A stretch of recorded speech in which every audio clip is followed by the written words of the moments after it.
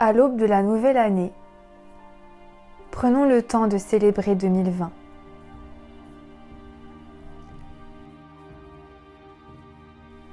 Nous avons vécu l'expérience inédite de vivre confinés,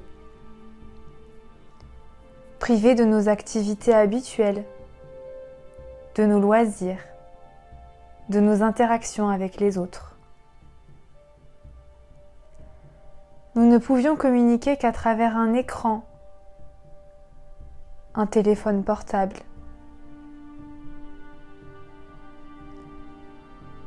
Plus de soirées entre amis, de restaurants entre collègues, de longues promenades. Non, juste le minimum vital.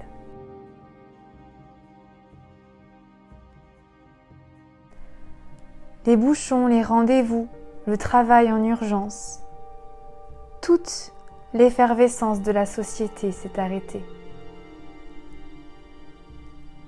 Nous avons vécu la peur d'être malades, de contaminer ce que nous aimions, la peur de mourir. Oui, nous avons vécu la colère, la frustration et le manque. C'est vrai, cette année a fait trembler le monde.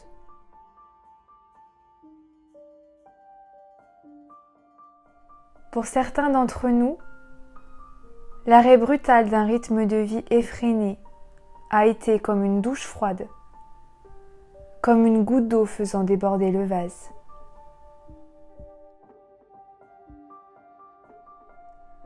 Il a levé le rideau du manque d'épanouissement, du manque de sens, du manque d'alignement avec nos aspirations profondes.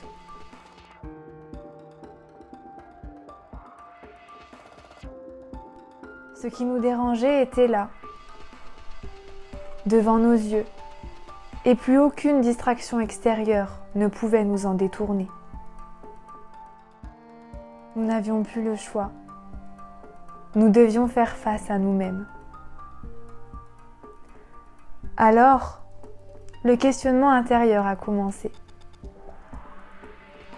Et nous sommes partis à la recherche de qui nous étions, à la recherche de nos aspirations les plus profondes.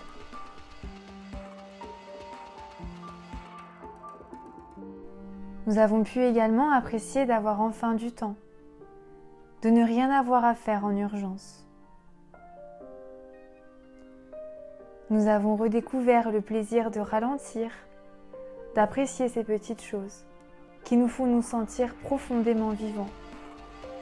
Comme un café le matin, dégusté dans le calme, le chant printanier des oiseaux ou encore les couchers de soleil d'une beauté sans pareille, alors que les applaudissements retentissaient dans toutes les villes de France. Car pleine de doutes et d'incertitudes, l'humanité s'est soudée pour affronter plus forte l'état de crise.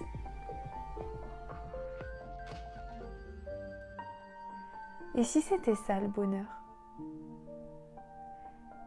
Et si finalement il était là, juste devant nous ? Et s'il était déjà en nous ?